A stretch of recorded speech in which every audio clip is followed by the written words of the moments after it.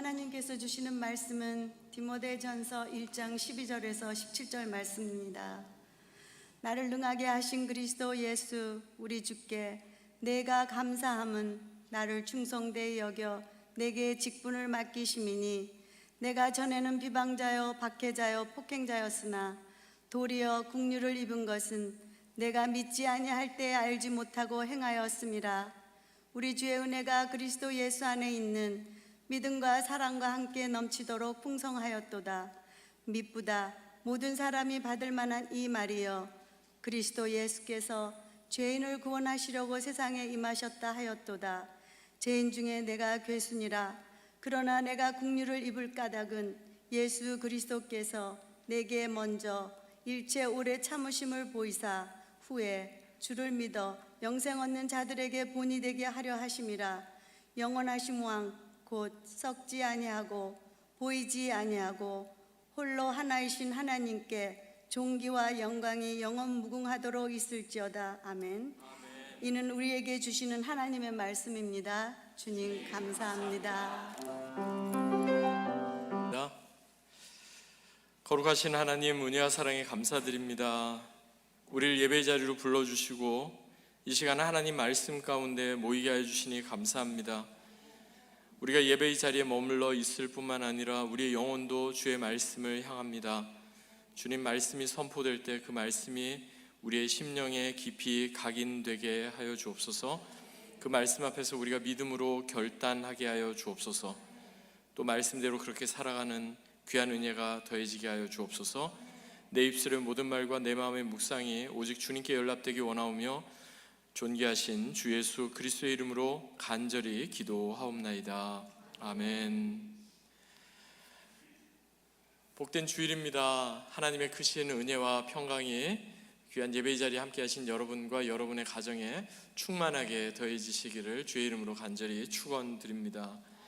이 본문의 말씀을 중심으로 주께 내가 감사함은, 주께 내가 감사함은 이라는 제목으로 함께 하나님 말씀 나누겠습니다. 사람은 누구나 중요한 순간을 맞닥뜨릴 때가 있습니다. 어떤 중요한 결정을 내려야 할 때가 있고요, 무엇인가 결단을 해야만 하는 그런 때가 분명히 있습니다. 여러분께서 처음 미국에 오는 걸로 이민 오거나 또는 유학을 오시거나 또는 직장 때문에 오시는 것, 그런 결정을 하셨을 때 그냥 단순간 그래 미국 한번 가볼까 그래서 오신 분은 별로 없을 겁니다. 어떤 분은 정말 미국에서 내가 자녀들을 키우면서 살 수가 있겠나 생각하고 먼저 방문해서 지인 또는 가까운 분 집에서 이렇게 몇 주 또는 몇 달을 이렇게 같이 살아보고 그리고 결정하는 경우도 있습니다. 이것을 영어로는 크리티컬 포인트라고 이야기합니다. 또 터닝 포인트라고도 이야기하고요, 때때로 손익분기점을 뜻하는 브레이크 이븐 포인트 이렇게 표현하기도 합니다. 분명 우리 인생의 중요한 순간, 큰 전환점이 된다는 겁니다. 성공과 실패, 이익과 손해를 어떻게 판가름하는 그런 중요한 갈림길이 된다, 이렇게 우리가 생각할 수 있습니다. 그런데 여러분, 이것이 우리 인생에서뿐만 아니라 우리 신앙에서도 그대로 적용이 됩니다. 이 자리에 나와 예배하시는 여러분 가운데는 아직까지 나는 그런 크리티컬 모먼트, 아직까지 어떤 터닝 포인트를 경험한 적이 없다 생각하는 분이 계실지 모르겠습니다. 그런데 여러분, 누구나 우리에게 있어서 그러한 중요한 그런 전환점과 같은 그런 때가 분명히 있습니다. 오늘 본문인 디모데전서를 기록한 사도 바울도 예외가 아니었습니다. 사도 바울은요, 나름 확신이 있었던 사람이고 자신감이 충전했던 그런 사람이었습니다. 그는 하나님을 잘 믿었다고 스스로 생각했습니다. 그리고 그 주변에 있는 다른 사람들도 사도 바울만큼 열심히 있고 그렇게 하나님을 향한 열정이 있는 사람 없다, 그렇게 인정을 해줬던 그런 사람입니다. 그가 얼마나 열심히 대단하고 하나님을 향한 믿음이 스스로 대단했다고 여겼는지 살기와 위세 등등하여 예수님 믿는 그리스도인들을 잡아 죽이기 위해서 다메섹으로 가던 길에 어떻게 보면 크리티컬 모먼트를 그는 만나게 됩니다. 갑자기 밝은 빛, 그 어떤 것으로도 표현할 수 없는 너무나 밝은 빛을 보게 됩니다. 그러면서 그 빛 가운데 음성이 들리죠. 너는 왜 나를 핍박하느냐? 나중에 알고 보니까 그분은 바로 부활하신 예수님이셨습니다. 한 번도 예수님을 핍박한 적 없다고 스스로 생각했지만 주님의 몸된 교회를 박해하고 또 주님의 몸된 교회, 또 신실하게 믿는 성도들을 이렇게 박해했던 그는 바로 예수님을 핍박하는 그런 일을 범한 것이었죠. 그 밝은 빛을 보고 그는 한동안 앞을 보지 못합니다. 눈은 떴으나 눈먼 사람과 똑같이 그렇게 누군가 도움이 없이는 전혀 움직이지도 못하는 그런 형편에 놓이게 되었습니다. 그러다가 그가 머물던 다메섹에 있던 주의 제자 가운데 한 사람인 아나니아를 통해 그는 다시금 시력을 회복하게 됩니다. 그리고 자신이 눈이 멀었다가 다시 한번 눈을 보게 되니까 이제 모든 것이 다 새로워진 거죠. 하나님을 향한 그 정말 신앙이 내가 잘못 가지고 있었구나 하는 것을 그가 깨닫고 그 즉시 밖으로 나가 예수님은 그리스도이십니다 선포하기 시작합니다. 그런데요, 아무도 그의 말을 들어주지 않습니다. 얼마 전까지만 해도 예수님을 핍박했던 사람들이잖아요. 예수님 믿는 사람들을 박해했던 사람이었잖아요. 그래서 그가 예루살렘에까지 가지만 예루살렘의 다른 사도들도 그가 예수님께로 온전히 회심했다는 것을 아무도 믿어주지 않았던 겁니다. 결국 그는 어떻게 했을까요? 성경을 보면요, 그는 14년 동안 자신의 고향인 다소에서 다소곳하게 14년의 시간을 보냅니다. 아무도 모르는, 그래서 점점 무명의 사람으로 잊혀져가는 그때 안디옥 교회의 사도였던 바나바를 통해서 그가 다시금 사역의 자리로 부름을 받게 된 거죠. 마치 구약에 나오는 모세처럼 내 힘과 지혜와 능력으로 뭔가를 하겠다라고 여겼을 때 하나님은 어김없이 그 사람을 잠깐 기다리라고, 그 사람에게 지금은 때가 아니라고 이렇게 말씀하십니다. 모세도요, 40살에 그 애굽의 왕자로 있을 때 그가 이스라엘 백성들을 출애굽시킨 것이 아니었습니다.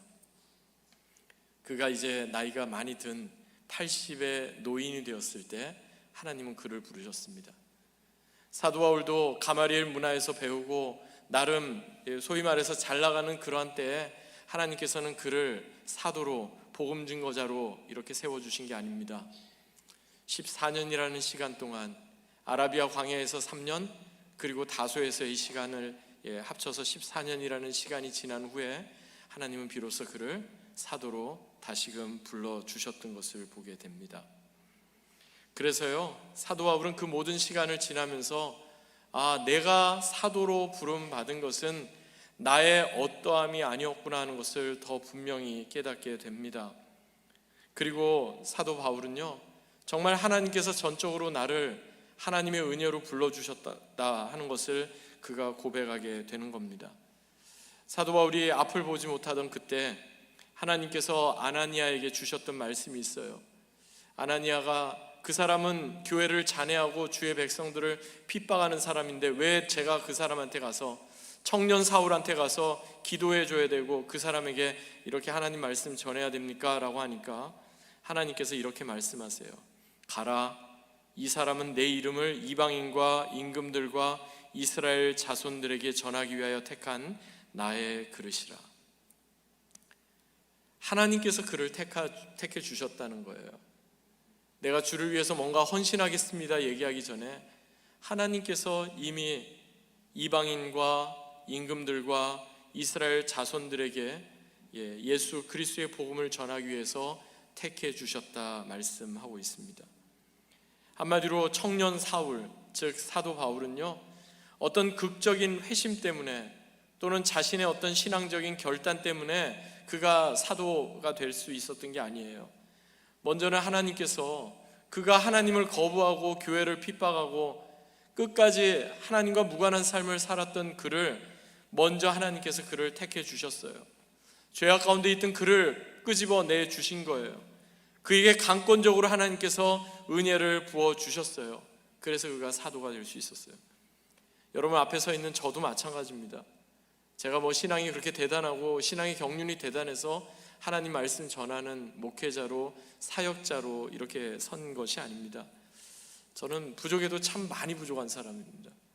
지금 하나님 앞에 또 여러분 앞에 매 주마다 이렇게 말씀을 전하는 것 자체가 저는 기적이라고 생각합니다. 정말 두렵고 떨리는 마음, 그 마음이 진짜 매번 제가 강단에 올라갈 때마다 느끼는 저의 마음입니다. 그래서였을까요? 종교개혁자 칼빈이 이것을 뭐라고 표현했냐면 그냥 grace, 은혜라고 표현하지 않고 irresistible grace 이렇게 표현했습니다. 번역하면 거부할 수 없는 은혜, 불가항력적인 은혜, 선엄적인 은혜, 뭐 이렇게 번역할 수가 있습니다. 종교개혁자 칼빈이 이것을 가리켜서 그냥 은혜라고 해도 되는데 왜 은혜라고 표현하지 않고 거부할 수 없는 은혜, 불가항력적인 은혜, 선엄적인 은혜, irresistible grace라고 표현했을까요? 그 은혜를 뭔가 마땅히 표현은 해야 되겠는데 마땅히 표현할 만한 마땅한 말이 없어서 그랬던 겁니다. 그래서 사도 바울은요, 그가 쓴 바울 서신서를 보면 그가 사도로 부름받고 초창기에 썼던 바울 서신서가 있고, 그가 사역에 한참 이렇게 무르익었을 때 썼던 바울 서신서가 있고, 그가 순교를 앞두고 그의 노년에 말년에 썼던 바울 서신서가 있어요. 놀랍게도 그의 초창기에 썼던 서신서와 그의 사역에 한창 전성기에 썼던 서신서와 말년에 썼던 서신서의 그 내용들을 보면 뉘앙스가 조금씩 달라요.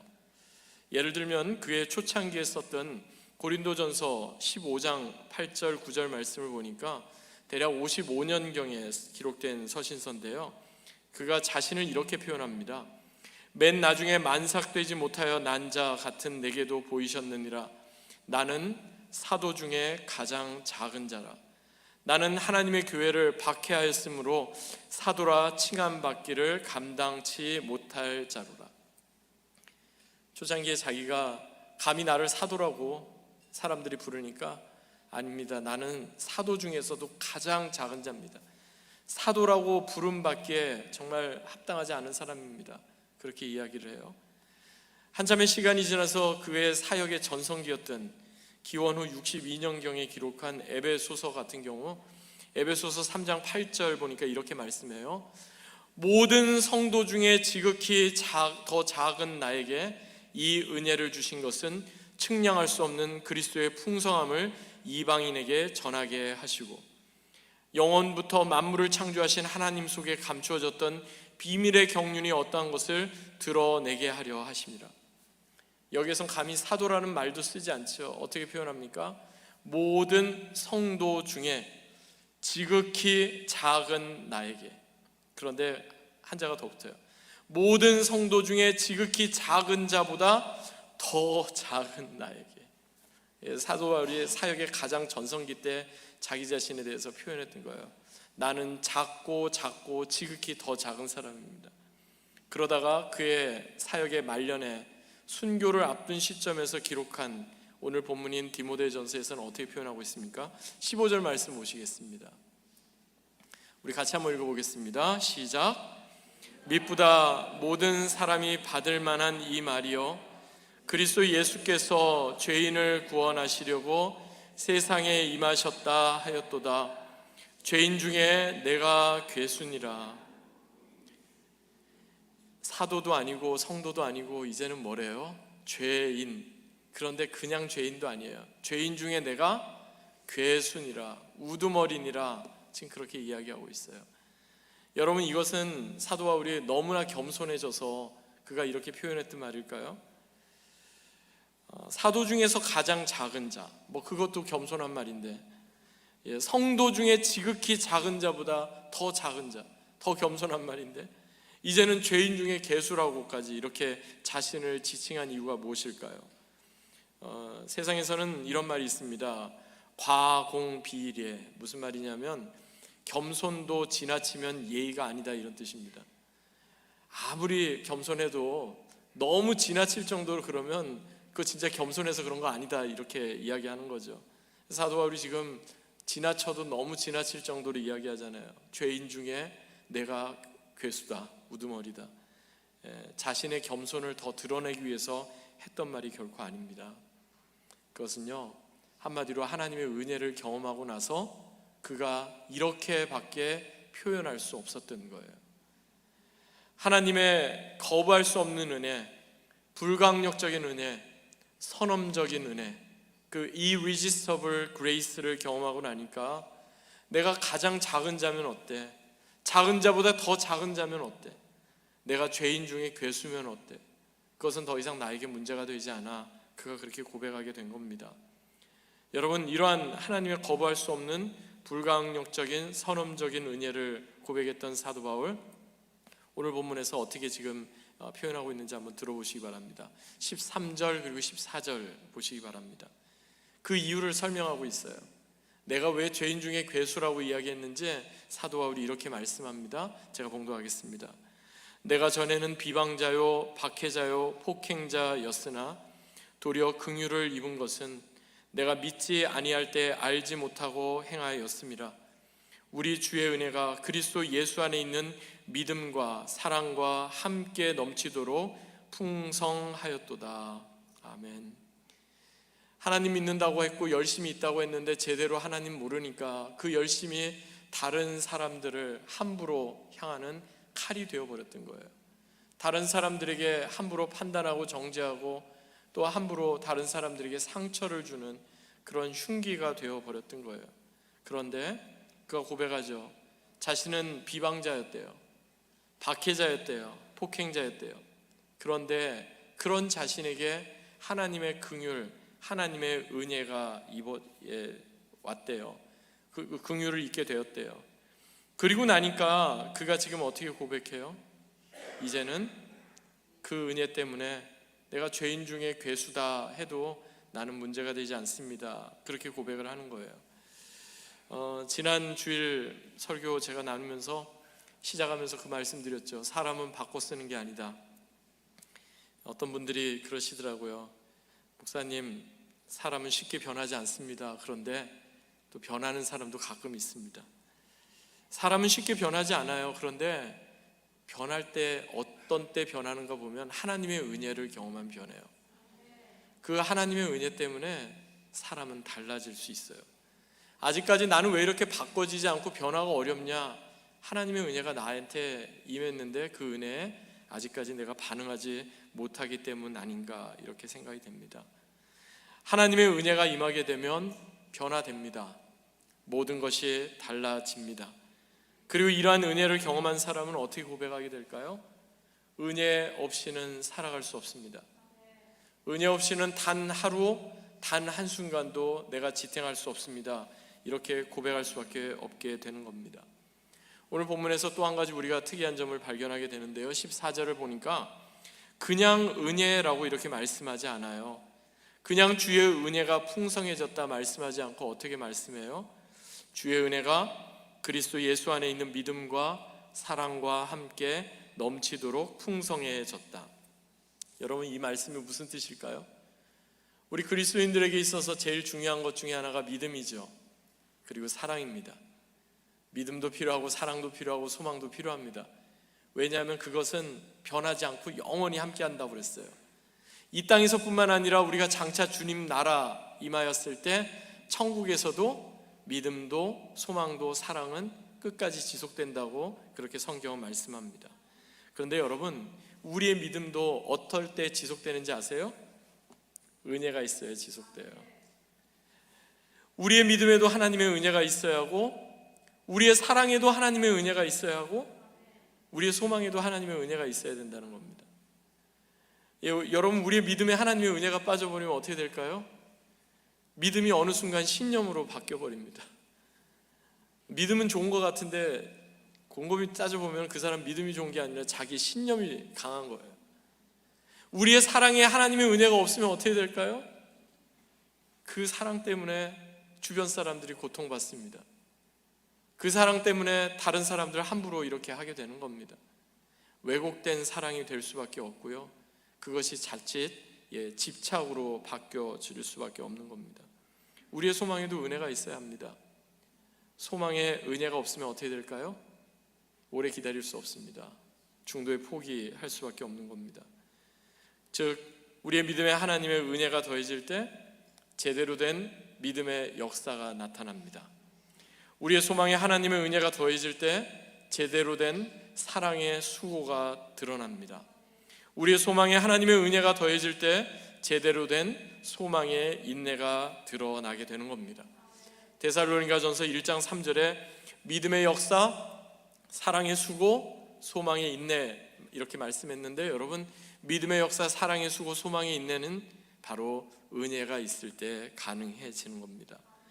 사도 바울이 일평생 예수 그리스도의 복음을 위해 헌신할 수 있었던 것도 그가 남달리 열심히 있고 다른 사람보다 대단한 어떤 것이 있어서가 아니었어요.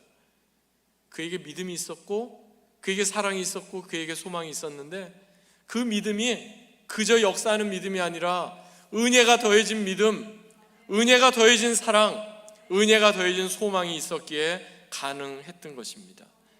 그리고 그가 끝까지 사도로서의 길, 복음 증거자로서의 길에 매진할 수 있었던 것도 하나님께서 먼저 그를 선택해 주시고 그에게 한없는 은혜, 한량없는 은혜, 불강력적인 그 은혜를 베풀어 주셔서, 그래서 그가 끝까지 그 복음 증거자의 길을 걸어갈 수 있었던 겁니다.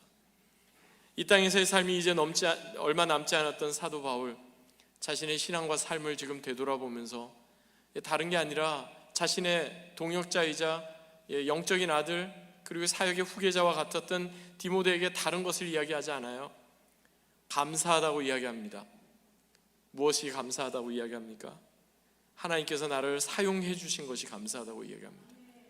내가 주께 감사함은 다른 게 감사한 게 아니에요. 이처럼 비방자요, 폭행자요, 하나님을 거부했던 나를 하나님이 여기까지 사용해 주시고 은혜를 또 흘러가게 하는 통로로 사용해 주심을 나는 감사합니다. 그는 그렇게 고백했습니다. 여러분, 그렇습니다. 모든 것이 전적인 하나님의 은혜로부터 비롯된 것입니다. 모든 것이 전적인 하나님의 긍휼하심으로부터 비롯된 것입니다. 그렇다면 우리가 은혜 받은 사람, 하나님의 긍휼을 받은 사람이면 그저 우리 감사합니다, 하나님 은혜 내게 정말 충만하여서 너무나 놀랍고 그 은혜에 감사합니다, 거기에서 그쳐야 하는 걸까요? 그렇지 않습니다. 하나님께서 저와 여러분에게 긍휼을 베풀어 주시고 은혜를 베풀어 주신 이유가 오늘 본문에 나옵니다. 본문 16절 보실까요? 우리 본문 16절 같이 한번 읽어보겠습니다. 시작. 그러나 내가 긍휼을 입은 까닭은 예수 그리스도께서 내게 먼저 일체 오래 참으심을 보이사 후에 주를 믿어 영생을 얻는 자들에게 본이 되게 하려 하심이라. 아멘. 본이 되게 하려 하심이라.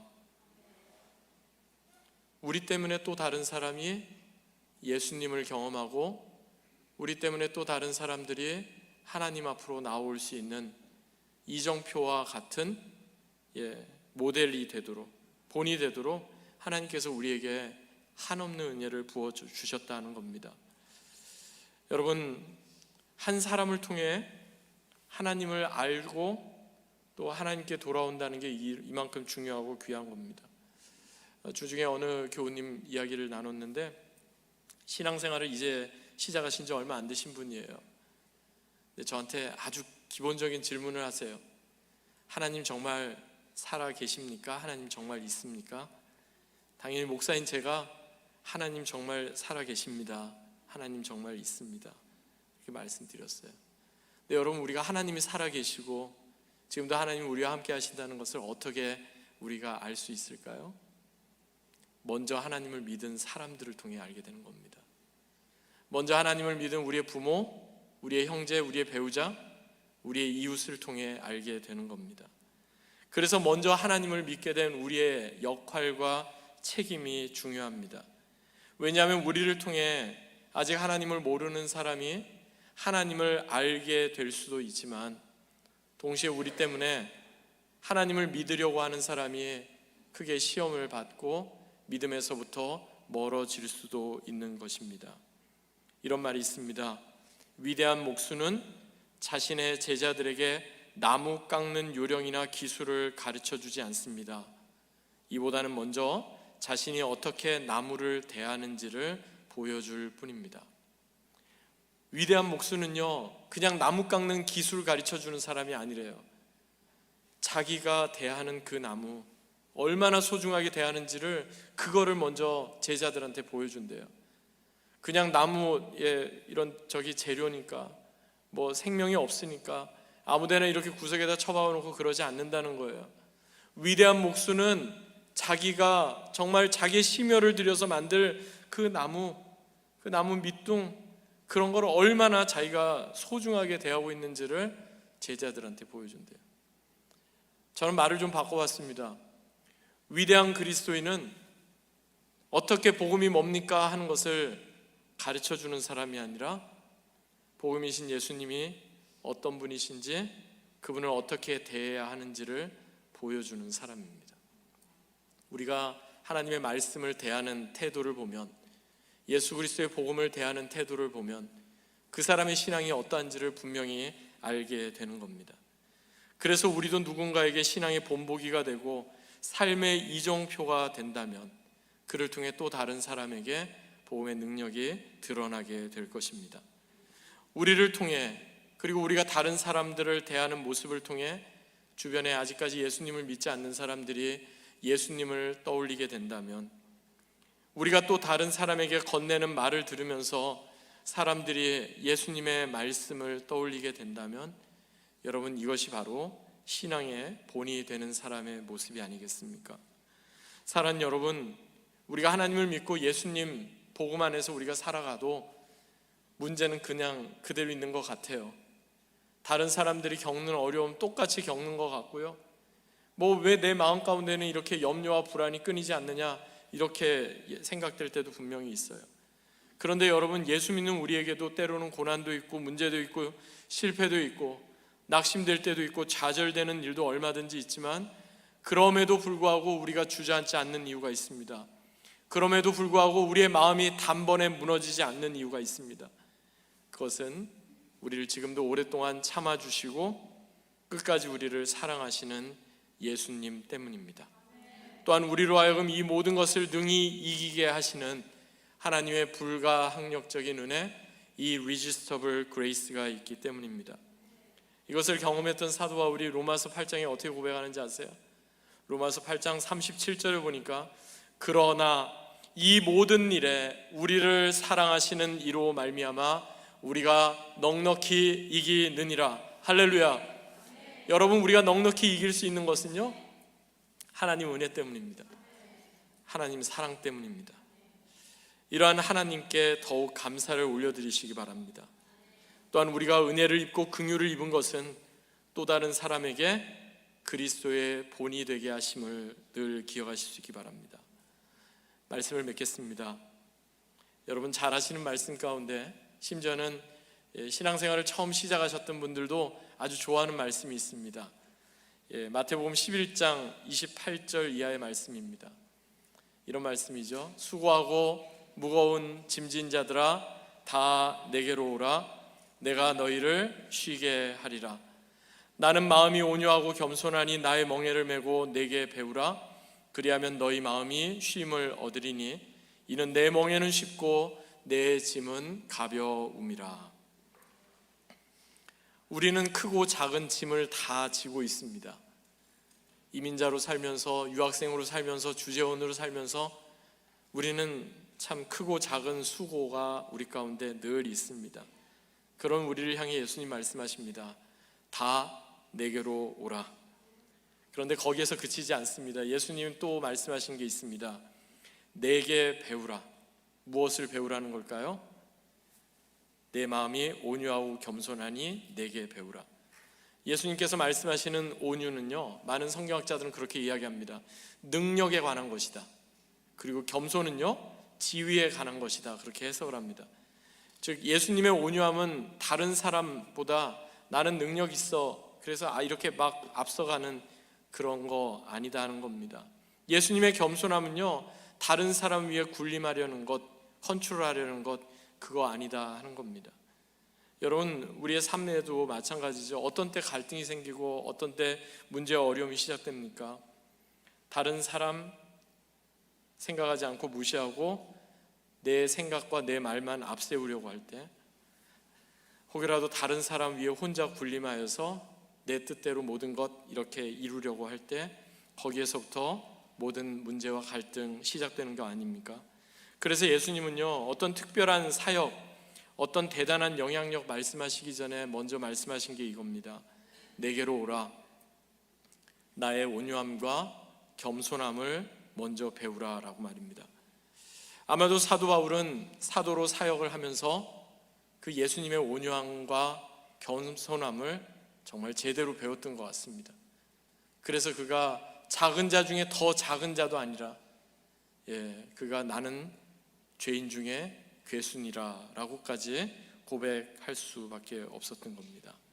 사랑하는 여러분, 여러분에게 있어서 크리티컬 모먼트, 터닝 포인트, 그리고 브레이크 이븐 포인트는 과연 언제이십니까? 하나님의 은혜를 경험하는 바로 그때가 여러분에게 있어서 크리티컬 모먼트고 터닝 포인트고 브레이크 이븐 포인트입니다. 하나님의 은혜를 경험하는 바로 그 순간 우리는 모든 것을 새로 바꿀 수 있습니다. 변화될 수 있습니다. 그래야 진정 하나님의 긍휼과 은혜를 입은 자로서 저와 여러분을 통해 또 다른 사람들에게도 거부할 수 없는 하나님의 은혜, 불가항력적인 은혜, 선험적인 은혜, 이 irresistible grace가 아름답게 흘러가는 은혜의 통로로 사는 저와 여러분, 우리 내슈빌 한인장로교회 다 되기를 주 예수 그리스도의 이름으로 간절히 축원합니다. 아멘.